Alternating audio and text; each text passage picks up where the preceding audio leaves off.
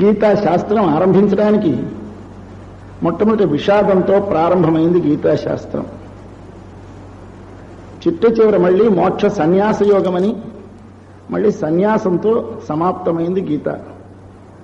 సర్వధర్మాన్ పరిత్యజ్య అనే శ్లోకం చిట్ట చివరి శ్లోకం అంటారు. ఆ తర్వాత కొన్ని శ్లోకాలున్నా అంటే శరణాగతి. శరణాగతికి మరొక పేరు త్యాగం, మరొక పేరు సన్యాసం. సన్యాసము, త్యాగము, శరణాగతి అనే పేర్లతో చెప్పబడేది దీనికి మూలం. అది భక్తి యొక్క పరిణత స్వరూపం. భక్తి బాగా పరిణతమైతే ఆ సన్యాసం వస్తుంది. ఆ సన్యాస స్థితి కలిగితే శోకము తొలగుతుంది. ఇది ఉపనిషత్ సారం. ఉపనిషత్తులలో తరతి శోకం ఆత్మవిదని, ఆత్మజ్ఞానము గలవాడు శోకమును తరిస్తాడు అని చెప్పాడు. ప్రతివారు శోకముతో నిండి ఉన్నాం, శోకమును తరించాలి. కానీ అందరికీ శోకమును తరించవలనే కోరిక కలగదు. చెప్పారు కదా మన రాజావారు, మనుష్యానాం సహస్రేషు కశ్చిద్యతతి సిద్ధయే యతతామపి సిద్ధానాం కశ్చిన్ మాం వేత్తి తత్వతః అని చెప్పారు. కొన్ని వేల మంది మనుష్యులలో ఎవడో ఒక్కడు భగవద్ విషయమును ఎరుంగవలననే కోరిక గలవాడవుతాడు. అట్లా కోరిక గలవారిలో ఒకడు ప్రయత్నం చేస్తాడు. అట్లా ప్రయత్నించిన కొన్ని వేలలో ఒక్కడు దాని నిజమైన స్వరూపాన్ని గుర్తిస్తాడు అని చెప్పారు. అందుచేత దీనికి ఏమి చేయాలి? శోకము ధరించడానికి ఆత్మజ్ఞానం కావాలి. ఆత్మజ్ఞానం మన చేత సాధింపబడేదా? మనం సాధింపగలమా అంటే నీవు సాధించేది కాదు. దానికి భగవద్ అనుగ్రహము చేత లోన భాషించాలి. భగవంతుడు లోన ఉండి ప్రతి వారిలోనూ వారి స్వరూపాన్ని, తన స్వరూపాన్ని వారికి దర్శింపజేస్తే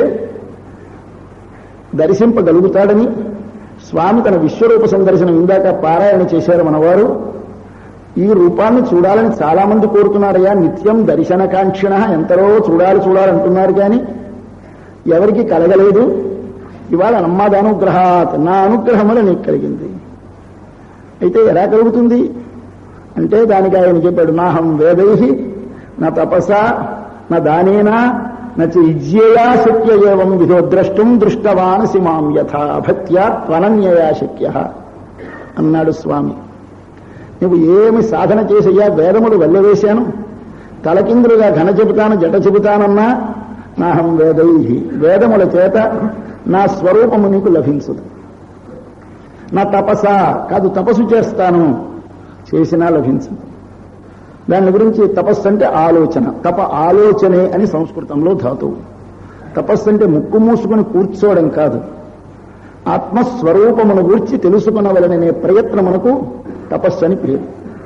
అట్లాంటి ఆత్మస్వరూపమును తెలుసుకునే ప్రయత్నం ఏమిటి అంటే మనకి ఉపనిషత్తులలో స్వాధ్యాయము తపస్సు, దానము తపస్సు, యజ్ఞము తపస్సు అని తపస్సు అంటే అనేక రకములుగా ఉంటుందని చెప్పాడు. అట్టి తపస్సులు మళ్ళీ 3 రకములుగా ఉంటాయని, వాచిక, కాయికమైన, మానసికమైన తపస్సులు ఉంటాయని మనకి గీతాచార్యుడు చెప్తాడు. అటువంటి తపస్సు చేసినా నేను దర్శనమవను. మరి ఎట్లా దర్శనమవుతావు అంటే నా దానైనా చాలా గొప్పది యజ్ఞ దానం తపశ్చైవ పావనాని మనీషిణామని గీతాచార్యుడు 18వ అధ్యాయంలో యజ్ఞము, దానము, తపస్సు తప్పకుండా చేయాలి ప్రతివారు. అవి చేస్తే కానీ నీ మనస్సులో స్వామి దర్శనము కాకుండా ఆటంకపరచిన రాగద్వేషములనే మాలిన్యములు తొలగవు. ఇవి తొలగడానికి దానం ఒక సాధనము, యజ్ఞం ఒక సాధనము, తపస్సు ఒక సాధనము. అయితే ఇవి తొలగుతాయి కానీ కనపడడం ఆయన ఎదరగా ఉన్నాడు. అది కనిపించకుండా చేసేటువంటి మాలిన్యమును తొలగింది. ఇప్పుడు ఎలా కలుగుతుంది అంటే భక్త్యా త్వనన్యయా శక్య, నా యందు పరిపూర్ణమైనటువంటి భక్తి కావాలి. అదే మన పివి జయరాజు గారు కుక్క కథ చెప్పారు. చాలా గొప్ప మన సంప్రదాయంలో కుక్కకి ఎంత ప్రాధాన్యం ఇచ్చారో చూడండి అని చెప్పారు. ఆ కుక్కకి అన్నది ఏమున్నది, దానికున్న ఫెయిత్ఫుల్నెస్ అన్నారు వారు. దానినే మనవారు విశ్వాసము, భక్తి అన్నారు. అటువంటి ఒక భక్తి ఉండాలి. రక్షిష్యతి, తప్పకుండా భగవంతుడు నన్ను రక్షిస్తాడు అనే విశ్వాసం నీకు ఉంటేనే కానీ నువ్వు వాణ్ణి దృఢముగా నమ్మి ఉండలేవు. ఆ దృఢముగా నమ్మి ఉండేటువంటి విశ్వాసాన్ని వాడు ప్రసాదిస్తాడు. దానివలన భక్త్యా నేను లభిస్తానన్నాడు.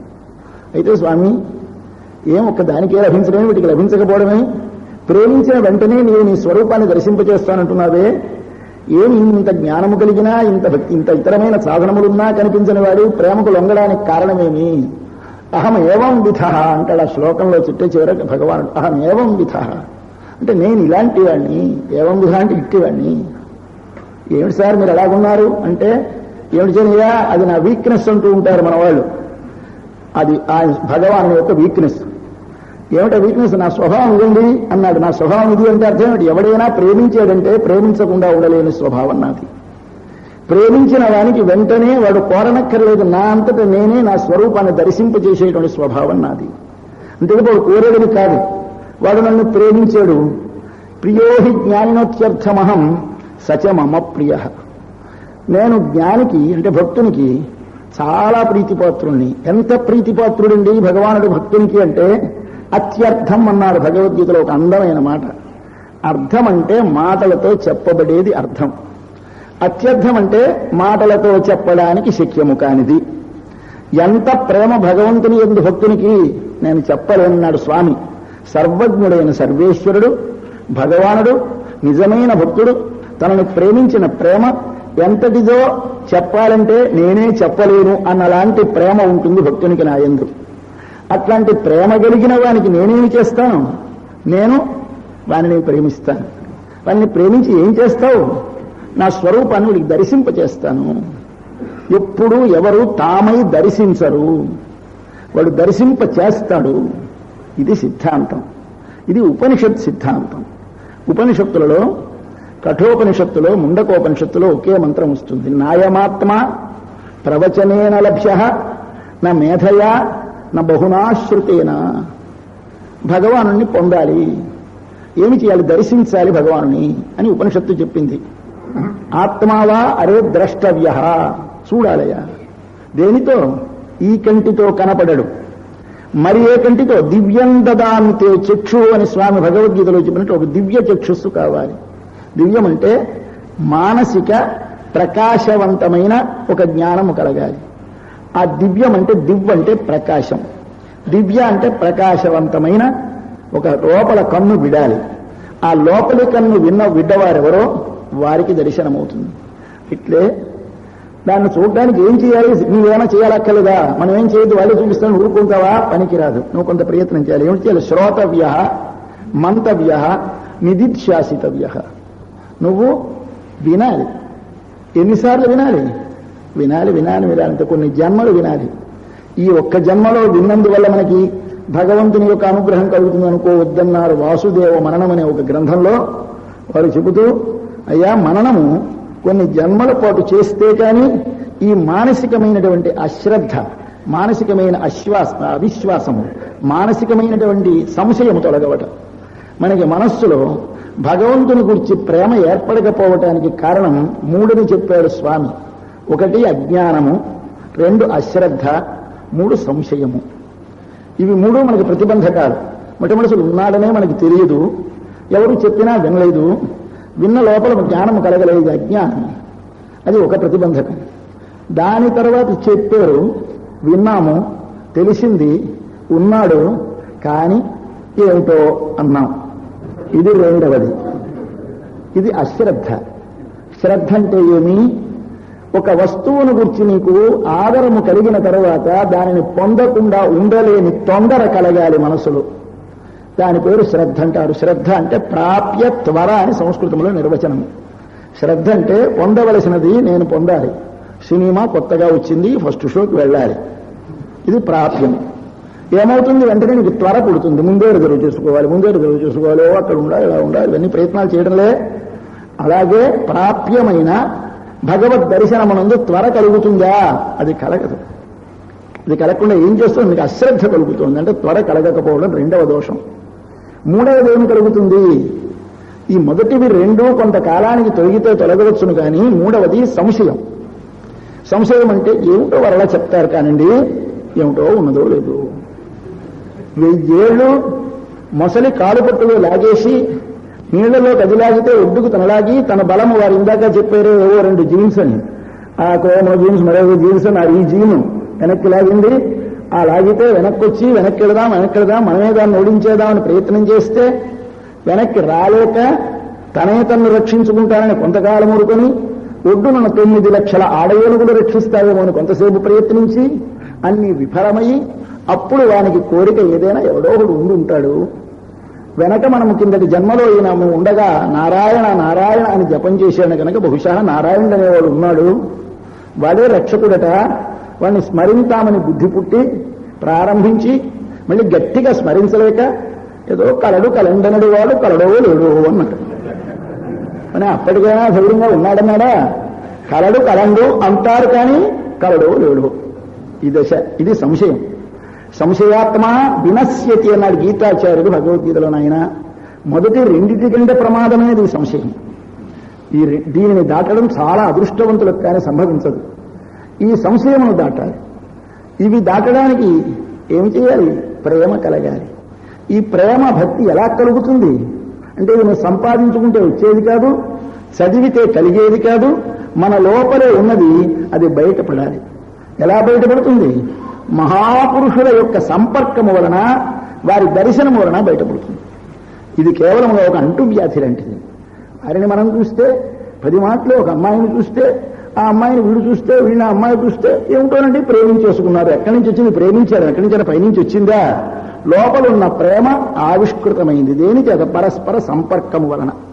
అట్లాగానే ప్రేమ కలిగిన మహాపురుషుల యొక్క సంపర్కం వల్ల మన లోపల విలీనమై నిగూఢమై బయలుపడకుండా ఉన్నటువంటి ప్రేమ అనేది ఆవిర్భవించాలి. అందుచేత ఎలా వస్తుందంటే సత్పురుషుల యొక్క సంగము తప్ప మరొకటేది దానికి మార్గము లేదు. అటువంటి మహాభాగవతులైనటువంటి మహాభక్తుల యొక్క అనుగ్రహం చేత ఈ లోపల ఆ ప్రేమ కలిగితే అప్పుడు నీ లోపల ఏమి కలుగుతుంది? నిశ్చయము కలుగుతుంది. ఈ నిశ్చయము కలిగిన తర్వాత అప్పుడు ఏం చేయాలి అంటే అప్పుడు ముముక్షుర్వై శరణమహం ప్రపద్యే అంటుంది ఉపనిషత్తు. అప్పుడు విడువడను, ఏనుగకి ముసలి నోటి నుండి విడువడవలనే కోరిక కలిగిన నాడు ఏం చేసింది? చివరికి ముముక్షు అంటే ముముక్షు అంటే విడువడవలనే కోరిక కలదైంది ఏనుగు. ఏం చేసింది చివరికి? శరణం ప్రపద్యే. ఎవరిని? నీవే తప్ప ఇతప్పరం బెరుగా మన్నింపందగు దీనిని రావే ఈశ్వర కావవే వరద సంరక్షింపు భద్రాత్మక. నీవే తప్ప ఇతప్పరం బెరుగా, ఇది రావాలి. ఇది వస్తే అప్పుడు స్వామి ఏమి చేస్తాడు అంటే యమే వైష వృణితే, ఇది ఉపనిషత్ మంత్రం మళ్ళీ చెబుతోంది. అయ్యా నేను కేవలం వింటే నేను దర్శనమవను. నీవు లోపల మననం చేశానండి, చాలాసార్లు ప్రవచనం చేశానండి. ప్రవచనానికి మననం అని పేరు. ఇప్పుడు మనం ప్రవచనం చేస్తున్నాం అంటారు. గొప్పవాళ్ళైతే ప్రవచనం అంటారు, మామూలు మాలాంటి వాళ్ళైతే ఉపన్యాసం అంటారు, మాకంటే తక్కువ వాళ్ళైతే ఏదో ప్రసంగం అంటారు. ఇలాగా కొంచెం పదాలు మారుతూ ఉంటాయి. అందుచేత ఇప్పుడు ఈ ప్రవచనం అంటే ఏమిటంటే మననం. లోపల బాగా మననము చేసుకుంటే కానీ ప్రవచనం చెయ్యలేడు. కాబట్టి నాయమాత్మ ప్రవచనేన లభ్య. ప్రవచనం అంటే మననము చేత లభించడు. అయితే అది కాదండి, బాగా లోపల ధ్యానిస్తే లభిస్తాడా? అలా కూర్చుని కాన్సన్ట్రేషన్ అలా ఏకంగా దాని మీద మనసు పెడతాం, మరొక దాని వైపు చూడడం లభించడు. నా మేధయా పోనీ కొన్ని 100 సార్లు వింటాం, నా బహునాశ్రుతేనా. అరే ఇందాక శ్రోతవ్య మంతవ్య నిధిధ్యాసితవ్య అని చెప్పి ఇక్కడికి వచ్చేసరికి నా శృతేనా మేధయా ప్రవచనేనా అన్నాడు. లేదు, మూడింటి వల్ల లాభం లేదన్నాడు. ఏమిటి పరస్పర విరుద్ధమైన స్టేట్మెంట్ ఉపనిషత్తులో అంటే అప్పుడు ఆయన చెప్తున్నాడయ్యా కాదు, అవి నీవు చెయ్యాలి కానీ అవి నీకు సాధనములు కావు. నీ మనసులో కలిగినటువంటి నిర్తిశయమైనటువంటి ప్రేమ ఒక్కటే సాధనం. అది కూడా సాధనం కాదు, నేనే సాధనం. మాం ఏకం శరణం వ్రజ. నేనే నీకు దర్శనమివ్వాలి. ఎలా ఇస్తాను? నువ్వంత వెర్రిగా పిచ్చిగా ప్రేమిస్తే ఆ ప్రేమించినకు వశమైపోయి నేనే వచ్చి యమేష వృణుతే తేన లభ్య తస్య ఏష ఆత్మా వివృణుతే తనో స్వాం. అట్టి వానికి పరమాత్మ తన రూపమును తానే దర్శింపచేయును. ఇది విశ్వరూప సందర్శన యోగం. ఎలా దర్శించాడా అర్జునుడు? దర్శింపచేశాడా స్వామి? దివ్యం దదామితే చక్షు పశ్య అన్నాడు. నీకొక మంచి ప్రకాశవంతమైన కన్నిస్తాను, లోపల చూడన్నాడు. అంతేకాని చూడని నువ్వు ముందు చూడలేదు, తను ఇచ్చిన తర్వాత చూడు. ఇచ్చేవాడు ఆయన. కాబట్టి ఆయన వసంగాలి. ఈ సిద్ధాంతాన్ని గీత మనకు ఉపదేశిస్తుంది. దీనికి ఏమి చేయాలో చెబుతుంది. ఇది మానవ జీవిత చరమ లక్ష్యం. ఏమిటి పరమ పురుషార్థం? మానవుడు భగవంతుని యొక్క దర్శనం. ఆ భగవద్ దర్శనం అంటే ఇక్కడ కలుగుతుందా? కలుగుతుంది. ఇక్కడే కలుగుతుంది. ఎక్కడ కలుగుతుంది? బయట కంటితో కనకలగదు. ఆంతరమైన దర్శనం అవుతుంది. ఈ ఆంతరమైన దర్శనానికి ఏమి కావాలి అంటే శరణాగతి కావాలి. శరణాగతికి ముందేమి కావాలి? విశ్వాసము కావాలి, సంశయము తొలగాలి. అది తొలగడానికి ఏమి కావాలి? భాగవత సంశ్లేషము కావాలి, భాగవతుల యొక్క సహవాసము కావాలి. దానికి ముందు నువ్వేం చేయాలి? 10 మాటలు వినాలి, విన్నదానిని మననము చేయాలి, మన్నదానిని మరల మనసు లోపల భావించాలి. ఇది ఈ ప్రాసెస్లో జరిగితే దానివలన మనకి ఒకనాడు భగవానుడు తానే అనుగ్రహించి దర్శనం చేస్తాడు. దీనిని పొందిన నాడు నువ్వేం పొందుతావు? శాంతి. ఎందుకు మానవులందరూ జన్మ ఏమిటి? శాంతి కావాలి. ప్రతి వారికి శాంతి కావాలి, శాంతి కావాలి. శాంతి విశ్వశాంతిని, లోకానికి శాంతిని కలిగించేవాళ్ళం మనం అందరమును. కానీ మన లోపల శాంతి లేదు. మనమందరము లోకానికి శాంతిని కలిగించామని ఉపన్యాసాలు చేస్తున్నాం. కానీ నీ లోపల శాంతి ఉందా? తెలియదు. లోపల కావలసినంత ఐశ్వర్యం ఉంటుంది, భోగములుంటాయి, విలాసవంతములైన పరికరములుంటాయి, కానీ సుఖం అనుభవిస్తూనే ఉంటాడు. కానీ శాంతి లేదు. ఎందుచేత లేదు శాంతి అంటే భగవద్గీతలో 2వ అధ్యాయంలో స్వామి శాంతి కలగడానికి 2 శ్లోకాలు చెప్పాడు. అబ్బాయి ఇదిగో వీడు శాంతిని పొందుతాడు, వీడు శాంతిని పొందుతాడని 2 మాటలు చెప్పాడు. విహాయ కామాన్య సర్వాన్. నీ మనసులో ఈ కనిపించే వస్తువులు, వినిపించే వస్తువులు, చవిచూచే వస్తువులు, ఇతరమైన స్పృశించిన వస్తువులు, పంచేంద్రియముల చేత నీ చేత గ్రహింపబడే విషయములన్నీ లోపల పదిలపడి ఉంటాయి. ఇవెక్కడికి పోవు, లోపలే ఉంటాయి. అవన్నీ సంస్కార రూపముగా, వాసనా రూపముగా ఉంటాయి. అవి నీ చేత కోరబడుతూ ఉంటాయి. ఇది నాకు కావాలి, ఇది నాకు కావాలి అనిపిస్తూ ఉంటాయి. వాటిని కామములంటారు. కామమనగా చూచినవి, వినినవి, తినినవి, స్పృశించినవి, వీటినన్నిటినీ కావాలనని మనసు లోపల ఆ విషయములను కోరుట లోపల ఉంటుంది. ఇది తగ్గాలి. దానికి ముందంతా సాధన చెప్పాడు అనుకోండి, ఎలా చేయాలో తర్వాత చూద్దాం. తగ్గి తర్వాత ఏం చేయాలి? అది తగ్గిన తర్వాత నీ ఒక్కసారి మనస్సు లోపల ఏ విధమైనటువంటి ఇతరమైన కోరికలు లేకుండా అప్పుడు నీవు ఆ భగవంతుని ఎందే భారం ఉంచితే అప్పుడు స్వామి ఏం చేస్తాడు? నీకు శాంతిని ఇస్తాడు. ఇది ఎలా ఉంటే శాంతిని ఇస్తాడు? నువ్వు ఒక సముద్రంలో ఉంటే శాంతిని ఇస్తాడన్నాడు స్వామి భగవద్గీతలో 2వ అధ్యాయంలో. మనకి రోజు కనిపిస్తోంది సముద్రం. సముద్రంలో ఏముంది? పెద్ద అలలు, కెరటాలు కొట్టుకుంటున్నాయి. అది కాదు చూడవలసినది. సముద్రమును చూపిస్తూ ఒక పాఠం చెబుతున్నాడు కృష్ణ భగవానుడు, శాంతికి మార్గాన్ని. సముద్రములో ఎన్నో నదుల జలములు ప్రవేశిస్తున్నాయి. పెద్ద పెద్ద వరదలు వచ్చినా, ఉప్పెనలు వచ్చినా సముద్రములోనికే వెళుతున్నాయి. ఇన్ని వెళ్ళినా ఆపూర్యమానం. ఇది ప్రజెంట్ కంటిన్యూస్ ప్యాసివ్ వాయిస్. అంటే అర్థమేమిటి? నింపబడుచున్నది, కానీ నిండిపోయినది కాదు, నింపబడినది కాదు, నింపబడుచున్నది. ఆపూర్యమానం. ఏమండి ట్యాంక్ ఫుల్ అయిపోయిందా? లేదంటే ఇంకా అవుతూ ఉంది. ఇలాగే సముద్రం నిండిపోయిందా? లేదు, ఆపూర్యమానం, నింపబడుతోంది. అలాగే లోకంలో అన్ని చూడకుండా కళ్ళు మూసేసుకుందికి నీకు కళ్ళు ఇవ్వలేదు, వినకుండా దూదులు పెట్టుకుందికి చెవులు ఇవ్వలేదు, తలంచకుండా ఏ ఆలోచన రాకుండా అరికట్టుకుందికి మనస్సు ఇవ్వలేదు, దేనిని స్పృశించకుండా ఉండడానికి చర్మం ఇవ్వలేదు. ఇచ్చిన ఇంద్రియములను వినియోగించు. కానీ ఆ వినియోగించిన వాటి వల్ల వచ్చిన విషయములను నదులన్నీ సముద్రములోకి వెళ్లి చేరినప్పుడు నది ఎట్లా నింపబడుచునే ఉన్నది కానీ నిండిపోలేదో అలా నీ హృదయం నింపబడుచునే